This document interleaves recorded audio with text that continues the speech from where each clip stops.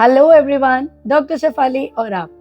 पूरे 9 महीने में जो एक एंजाइटी हमेशा बरकरार रहती है वो है कि हमारे बच्चे की ग्रोथ कैसे अप्रोप्रिएट हो, और अगर वो अप टू द मार्क नहीं चल रही तो वो हमें पता कैसे चले, और अगर पता चल गया कि ग्रोथ थोड़ी पीछे चल रही है तो हम उसको किस तरह से ठीक करें। सबसे पहली बात तो जो हम हर विजिट पे शुरू से लेके आखिर तक आपका वजन देखते हैं, वो इसीलिए देखते हैं कि हम ये पता लगा सकें कि हर महीने आपका खुद का वेट गेन एप्रोप्रिएट हो रहा है कि नहीं। हमेशा हम पिछली स्लिप पे देखते हैं कि लास्ट जो आपकी विजिट थी उससे आपका 1-1.5-2 किलो कितना वेट गेन हुआ है।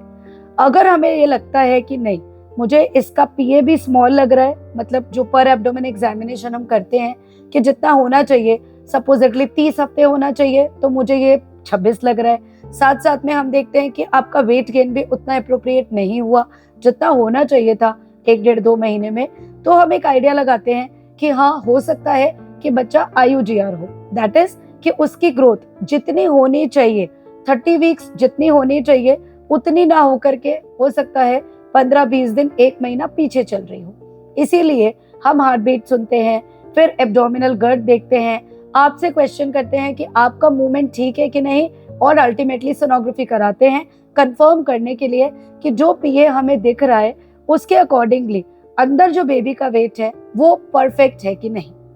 अगर हमें पता चल जाता है कि बच्चे का ग्रोथ जो है वो 20-25 दिन महीना पीछे चल रहा है, इसका मतलब इट इज अलार्मिंग और हमें तुरंत ही कुछ ना कुछ मेजर्स करने चाहिए। सबसे पहला मेजर जो आपको हम बोलते हैं कि अपने मूवमेंट का डेली कितनी बार बच्चा घूम रहा है उसका ध्यान रखो, जो रफली 24 घंटे में 10-12 बार होना चाहिए। सेकेंड, हम आपको जो आयरन के टैबलेट, कैल्शियम की, मल्टीविटामिन, प्रोटीन सप्लीमेंट्स देते हैं वो हम देख रहे हैं कि आप लेते हैं कि नहीं लेते। फिर हम आपका हीमोग्लोबिन चेक करते हैं। कई बार आप सिवियरली एनीमिक होते हैं, आयरन की गोली लेते नहीं, खाना ढंग से नहीं खाते आयरन का, उसकी वजह से भी बच्चे की ग्रोथ पीछे रह जाती है, तो ये हम फिर से चेक करते हैं। आपका शुगर लेवल, आपका थायराइड लेवल एप्रोप्रिएट है कि नहीं, क्योंकि शुगर और थायराइड यदि एबनॉर्मल होगा तो भी हो सकता है कि बच्चे का वेट गेन एप्रोप्रिएट ना हो। Then a very important thing is your blood pressure. अगर आपका बीपी है या आपका बॉर्डरलाइन बीपी रहता है, आपको हमने टैबलेट्स दे रखी हैं, तो कई बार आप लोग लापरवाही में या इस डर से कि ये टैबलेट्स मुझे बाद में भी कंटिन्यू ना करनी पड़ जाए नहीं लेते, जिसकी वजह से आपका बीपी अप एंड डाउन रहता है, फ्लक्चुएट करता है, और बच्चे को यूट्रस के थ्रू जो ब्लड सप्लाई मिलनी चाहिए वो नहीं मिलती, और जिसकी वजह से उसकी ग्रोथ पीछे हो जाती है। तो दिस इज वेरी इंपॉर्टेंट। अगर आपको शुगर, थायराइड, बीपी कुछ भी मेडिसिन चलती है अपने मेडिकल डिसऑर्डर के लिए, वो मेडिसिन जरूर लें, नहीं तो बच्चे की ग्रोथ ठीक नहीं होगी। Then comes a very important thing, that is your diet. आधे से ज्यादा न्यूट्रिशनल डेफिशिएंसी की वजह से आप ढंग से खाना नहीं खाते, एप्रोप्रिएट प्रोटीन, फैट्स, कार्बोहाइड्रेट्स नहीं लेते, जिसकी वजह से न्यूट्रिशनल डेफिशिएंसी की वजह से बच्चा छोटा रहता है। अगर आपका डाइट एप्रोप्रिएट नहीं होगा, आपका वेट गेन भी ठीक नहीं होगा, बच्चे का भी नहीं होगा। इसलिए आपको अपनी डाइट में प्रोटीन भरपूर मात्रा में लेना है, जिसके लिए आपको दूध लेना है। दूध नहीं भाता कोई बात नहीं, आप शेक्स बनाकर ले लीजिए, आप बनाना शेक लीजिए, चीकू शेक लीजिए, ड्राई फ्रूट डाल के शेक ले सकते हैं, अंजीर डाल के शेक ले सकते हैं, क्योंकि दूध की स्मेल हमें पसंद नहीं आती, जिसकी वजह से हम नहीं ले पाते। आपको जो भी खाना खाना है that has to be calorie concentrated. एक सिंपल वर्ड जो डेली ओपीडी में मैं बोलती हूँ, आपको थोड़ा भाता है कोई नहीं, लेकिन आप जितना भी खाएं उसमें भर भर के कार्बोहाइड्रेट, प्रोटीन और फैट्स होने चाहिए। तो ये तीनों चीजें कॉम्बिनेशन में जब बॉडी में जाएंगी तो बेबी का वेट एप्रोप्रिएट करवाएंगी। यदि आपका शुगर लेवल ठीक रहता है तो आप अच्छे से मीठी चीजें भी खा सकते हैं, जैसे आप मिठाई ले लें। मिठाई में भी आप बिल्कुल मैदे वाली मिठाइयाँ ना लें, छेने वाली मिठाइयाँ ले सकते हैं, आप घर पे भी बना सकते हैं। आप दूध फाड़ के पनीर लें डेली सब्जी के फॉर्म में, या फिर आप पनीर टिक्का बना के ले सकते हैं, आप पनीर से संदेश बना सकते हैं, आप रसमलाई खा सकते हैं, लस्सी ले सकते हैं, दही ले सकते हैं। तो ये सब चीजें अगर आप लेंगे तो आपकी प्रोटीन की मात्रा भी पूरी रहेगी, थोड़ी बहुत शुगर्स भी जाएंगी, तो इस तरह से आपका और बेबी का वेट दोनों ही अच्छे से बढ़ेगा। ड्राई फ्रूट्स आपको जरूर लेने हैं। इसके अलावा अगर आपका बीपी, शुगर सब कंट्रोल में है तो आप डेली एक बोल हलवा भी ले सकते हैं। आप आटे का, सूजी का, किसी भी चीज का हलवा बनाइए, आप उसके अंदर किशमिश, ड्राई फ्रूट्स डाल सकते हैं। तो ये जो घी है ये आपको ओमेगा 3 फैटी एसिड्स देगा। ये जो आटा है व्हीट फ्लावर, ये आपको कार्बोहाइड्रेट्स देगा। ड्राई फ्रूट्स आपको सारे एसेंशियल विटामिन मिनरल्स दे देंगे। तो गुड़ ऐड कर सकते हैं, डेट्स ऐड कर सकते हैं, आप खीर खा सकते हैं, सेवइयां खा सकते हैं। तो इन्हीं सब चीजों से आपका न्यूट्रिशनल जो वैल्यू है वो एकदम बैलेंस रहेगी, बच्चे को शुगर्स मिलेगी, उसकी ग्रोथ अच्छी होगी। इसके अलावा अपने डाइट में सारी दाल लेनी है, पंपकिन, जो भी हरी सब्जियां हैं वो सब डाल के आपको सूप लेने हैं। और अगर आप नॉन वेजिटेरियन हैं तो बहुत ज्यादा तला भुना नहीं, आप अपना रोस्टेड नॉनवेज ले सकते हैं, बॉइल्ड एग भी डेली ले सकते हैं, जिससे आपको प्रोटीन कंटेंट पूरा मिल जाएगा। डाइट में आपको पानी की मात्रा भी बढ़ानी है, आपको नारियल पानी भी लेना है। आप जूस लेना चाहें आप जूस भी ले सकते हैं, अदरवाइज आप फ्रूट क्रीम ले सकते हैं। सारे कट फ्रूट करके आप फ्रूट चाट भी ले सकते हैं। आती है फिर बहुत इंपॉर्टेंट बात कि हम फास्ट फूड खा सकते हैं कि नहीं, क्योंकि मुझे भी आइडिया है 9 महीने कोई भी ब्लैंड खाना नहीं खा सकता, और जो चटर पटर की आदत हम सबको होती है, स्पेशली फीमेल्स को, उनसे नहीं छूटती। तो मैं यही सजेस्ट करती हूँ कि जिसमें भी अजीनोमोटो, मैदा ये डलता है वो आप अवॉइड करें। कलर्ड चीजें डलती हैं अवॉइड करें। आप फ्रेश आलू टिक्की खा लें, पाव भाजी खा लें, छोले पूरी खा लें।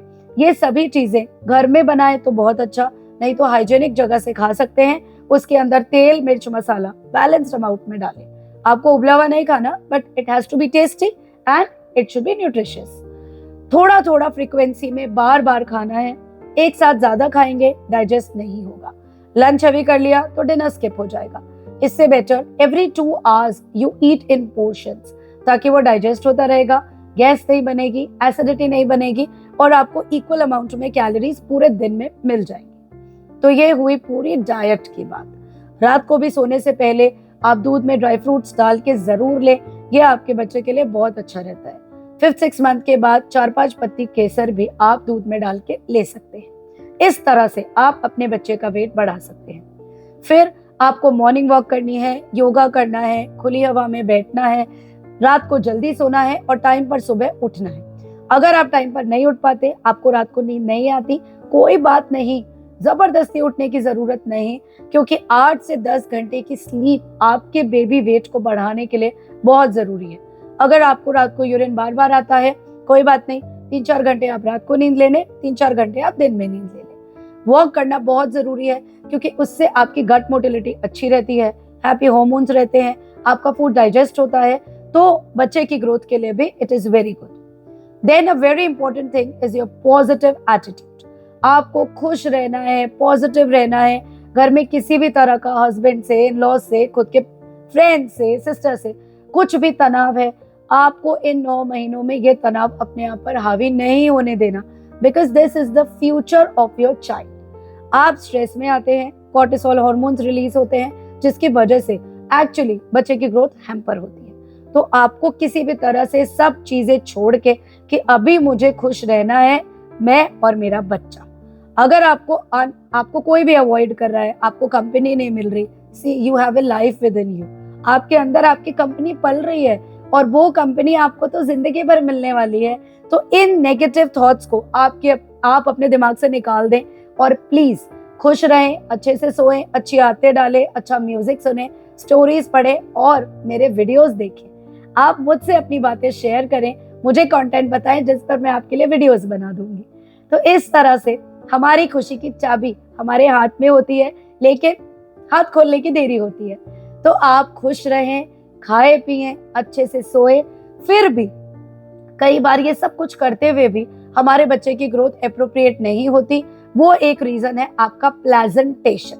आपका जो आवल होती है, कुछ चीजें हमारी जेनेटिकली डिसाइड होती हैं, वो हमारे हाथ में नहीं होती।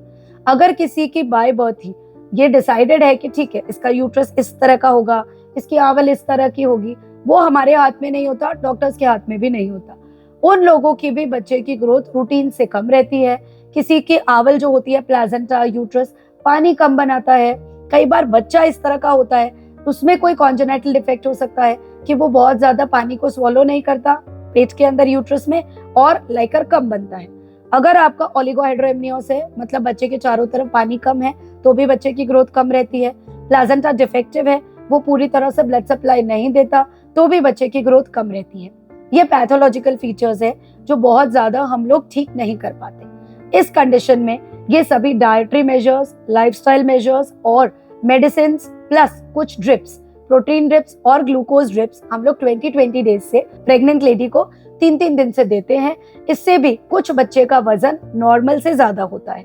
तो हम ये ट्राई करते हैं कि जितना हम आपका खींच सके, अगर बच्चे का डॉपलर ठीक है, ब्लड सप्लाई ठीक चल रही है अंदर, तो हम 9 मंथ, 36 वीक्स, 37 वीक्स तक ले जाने की कोशिश करते हैं।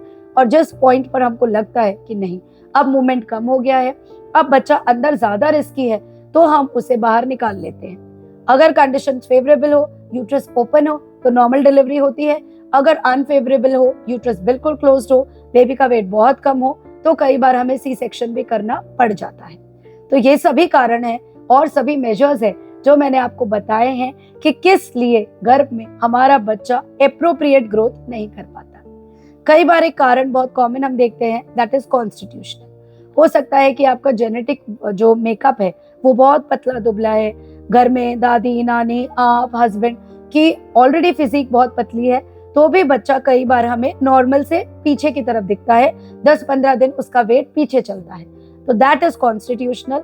उसमें लेकिन 10-15 दिन का ही अंतर आता है।